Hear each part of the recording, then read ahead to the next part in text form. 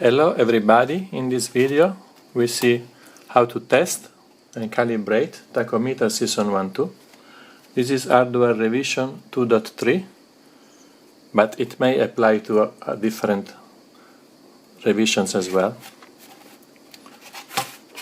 You will need a screwdriver to attach wires to screw terminal, a smaller screwdriver for this multi-turn trimmer, and a jumper that insert here to set the number of cylinders, and a 12-volt power supply to power it up. This is the bare minimum, and you can use card to send the values to the board. If you have, you can use a resistance decade box, which will produce different resistor values by switching on the switches. If you don't have used this, you can use several discrete value resistors. If you don't have either, you can use real card to send resistor values. Also optional is a function generator, like this one, that will send a frequency for the RPM. If you don't have one, you can use card to send RPM. Optional is adjustable power supply, where you can choose voltage, 9 volts, 12 volts, 14 volts. If you don't have adjustable, a fixed 12 volt power supply is good as well.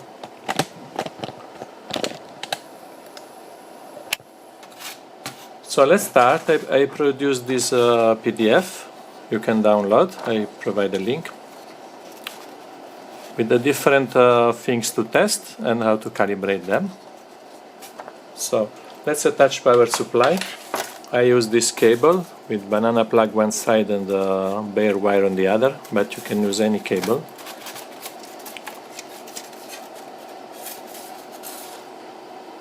Positive supply is marked plus 12V and in the first hole on the right side. And it is recommended to use red cable for a positive power supply input, and black cable for ground reference or negative supply input.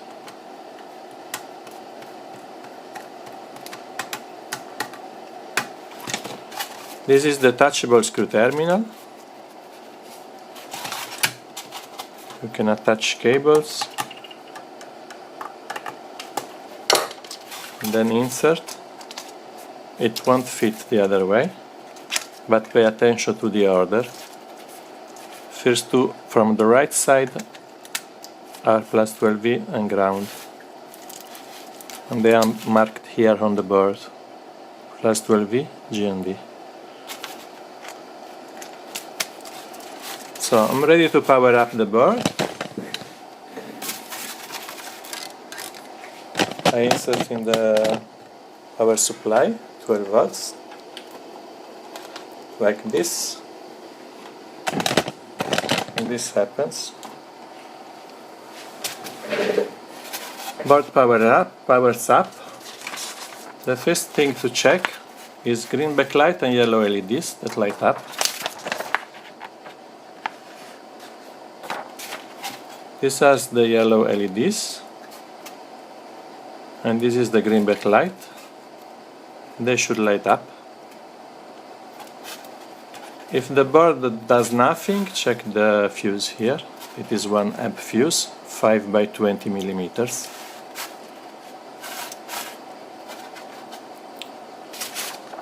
Second thing to check, 2 pieces of dummy displays, random light play, 8 to 12 segments. This is the first.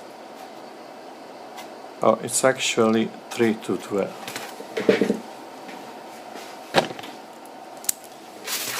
I correct.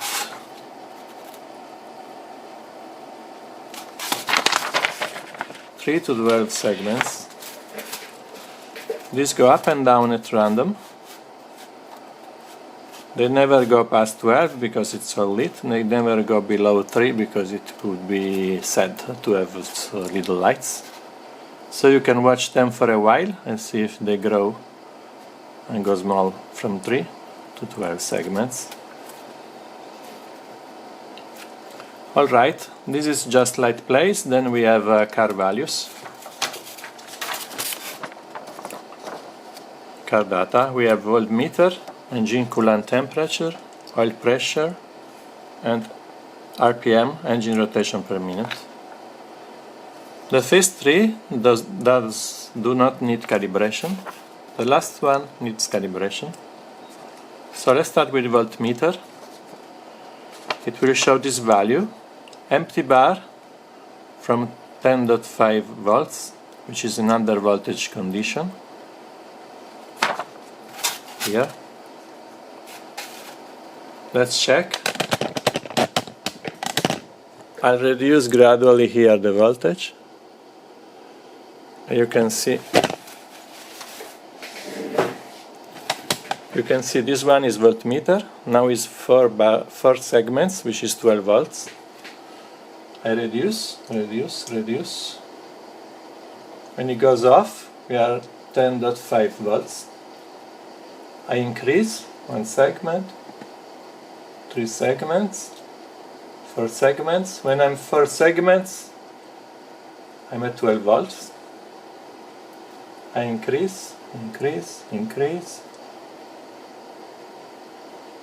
When all the green segments are lit, we have our 13.8 volts, which is nominal voltage while charging, everything good with the engine on. Half of the green segments, everything good with energy off, just battery power. If we go in the below 4, it's under voltage. If we go above in the red region, it's over voltage. End of scale is about 15 volts.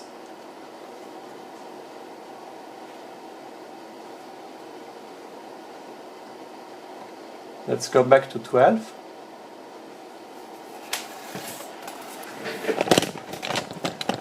If you have adjustable power supply, you can test by changing the input voltage. If you don't have power supply but just car, it should show like this with battery, engine off, and it should show like this with engine on.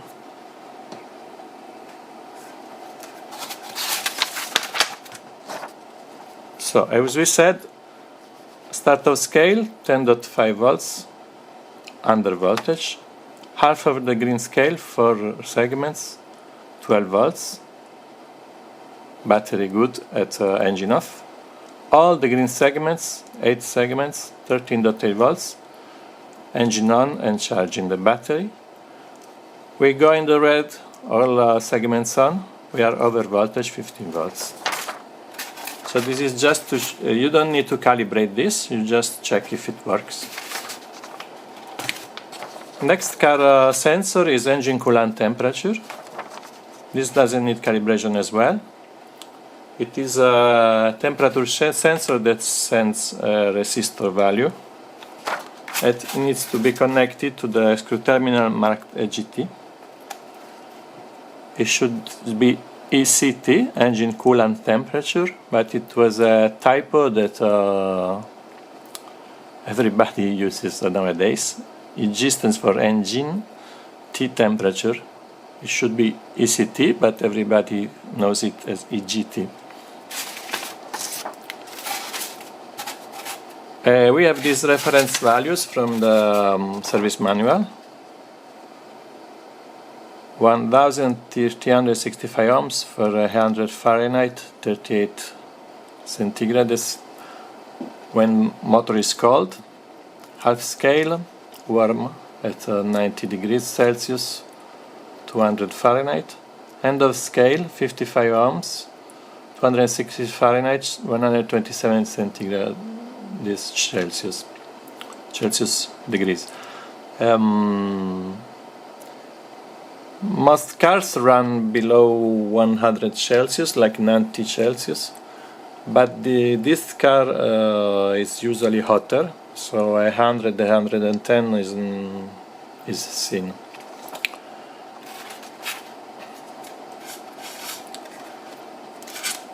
I'm gonna switch it off because I'm doing a rewiring, so switch it off. I'll attach this resistor box that lets me put any resistor to ground.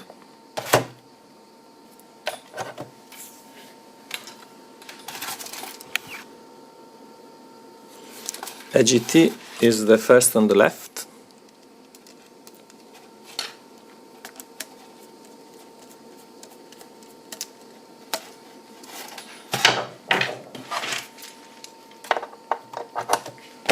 Then I attach ground.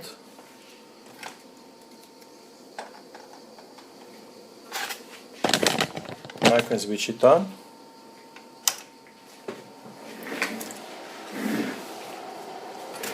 Engine coolant temperature is shown here. We are at 0 ohm, so it is full scale. To test it, you can short AGT to ground and it will show all lit, or disconnect and it will show all off. Short circuit to ground, all on. Now I check half scale, which is 700 ohms. I can go 700, 400 to 300, and it's half scale, 7 and 10. 400, 310, it's 710 half scale, so it's working. But we can see all the, we can go 200, 300, 400, 500, 600, 700, 800, 900, 1K, and it decreases. 1K, 1100, 1200, 1300. 1300 is start of scale. 1300. And below 50 ohm is end of scale. So let's go at 50 ohm, 40 plus 10. It's end of scale. If you don't have a resistor box, you can do other things. You can leave it unconnected and it will go start of scale. You can short circuit to ground, it will go full end of scale. Or you can use discrete resistors, like I have this one, which is this is 680 ohms. I happen to have this one. Touch with one finger. Don't touch on the other side, or your body will conduct change the value. And it's half scale.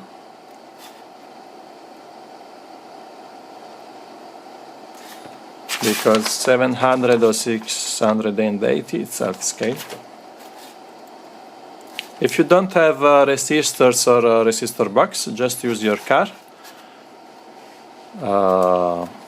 Attach this wire to the engine coolant temperature sensor, and you will have a reading with the cold engine around this zone, with the warm engine while it's warming half scale, when it's warm more than half scale. I switch it off again. We've done engine coolant temperature.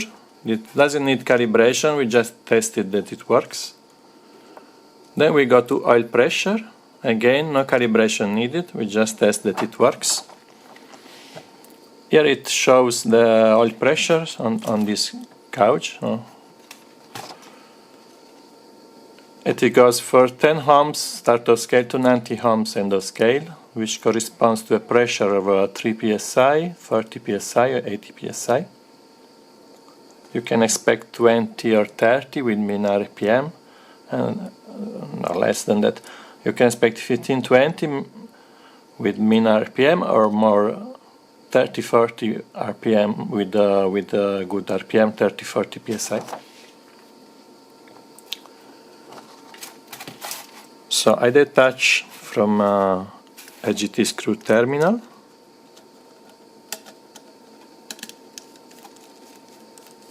I attach to oil screw terminal.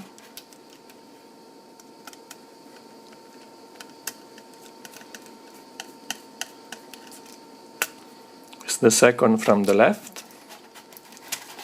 It's marked oil. It's marked oil also here.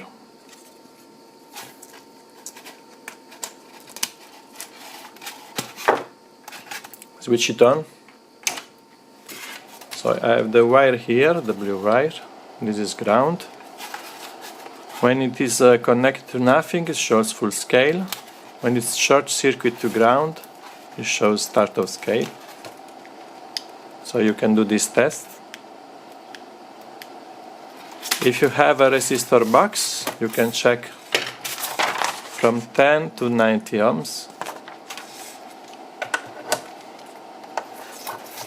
This is 0 ohm, 10 ohm, start of scale, 20, 30, 40, 50, 60, 70, and 90. If you don't have resistor box, you can try with discrete resistors, like this.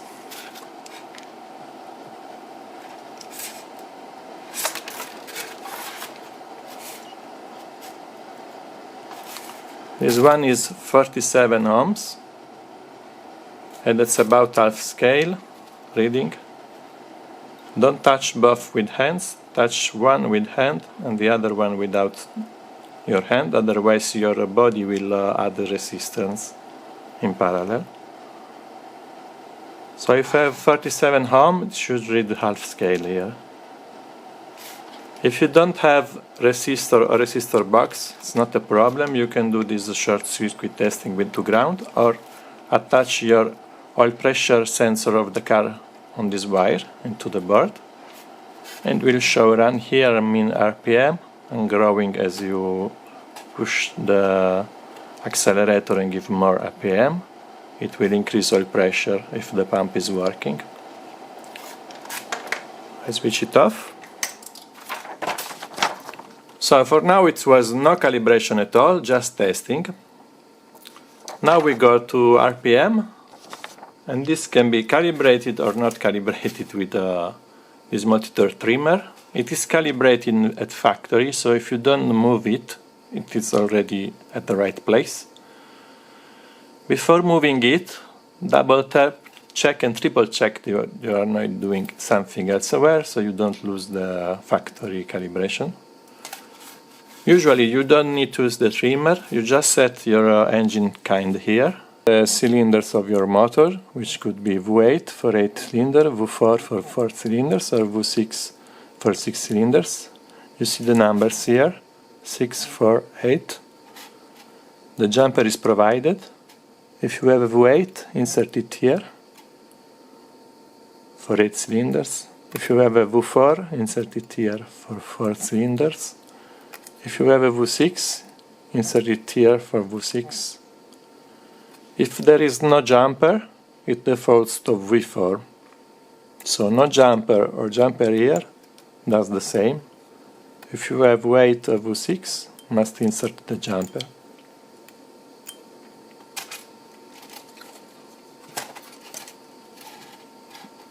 I detach the wire from oil. I insert the wire to RPM.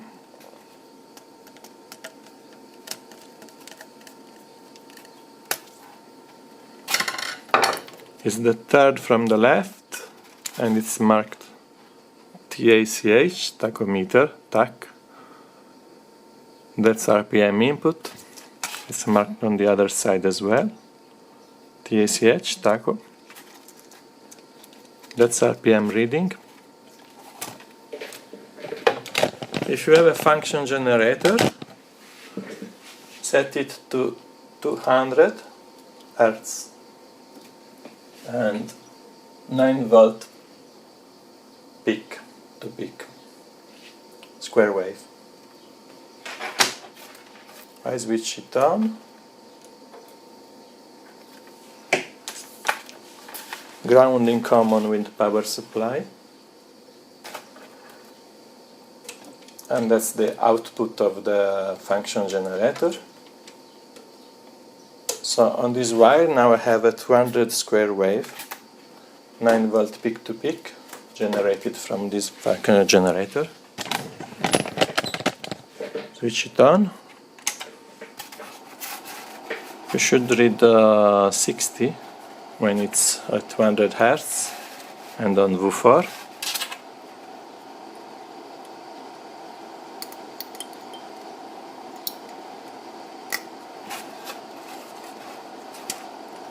If there is no jump at default of V4, if you don't read 60, you have to use a small screwdriver on this. Counterclockwise will reduce the number.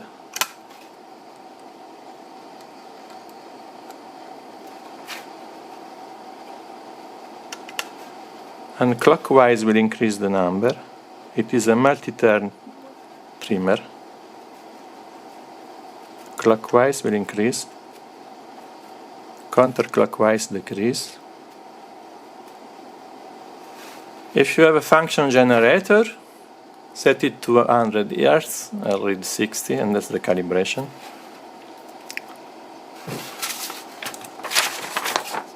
The reading works times 100 RPM, that's it. If you read 60, it means 6000 RPM, which is far too much, it will destroy your engine. This is used for calibration at the lab. If you read 10, it's 1000 RPM. If you read 35, it's 3500 RPM or 3500 RPM. So this is how it works in the car. You need to add 2 zeros to read RPM. This is how to calibrate with a function generator. Set it to 100 Hz, read 60 for a V4, and then test the jumper and the cylinder setting. If I set it to 6 cylinders, it will show 45 instead of 60. If I set it to 8 cylinders, it will show 30 instead of 60. So if you have a function generator, you input 200 Hz and read 60, 45 or 30.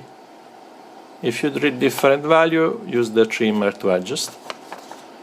If you don't have a function generator, you can calibrate with real car. Before that, for testing, let's go back to 60. You can just switch it off and see that all lights light off in sequence to confirm it's working. I disconnect and it goes to 0 in sequence. I connect it again and it goes full lit, one after the other. This bar graph also shows RPM and does the same effect. This is about testing. You see the all LEDs work.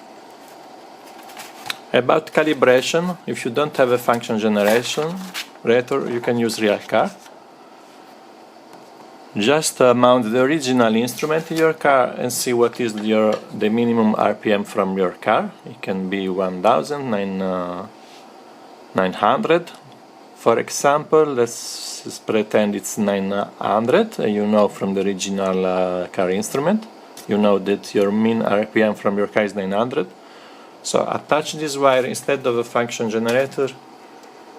Attach it to your car RPM sending unit. And you should set the number of cylinders according to your car. And if your car has a 900 RPM, you should read 09 here. If you read a different value, you can adjust this trimmer.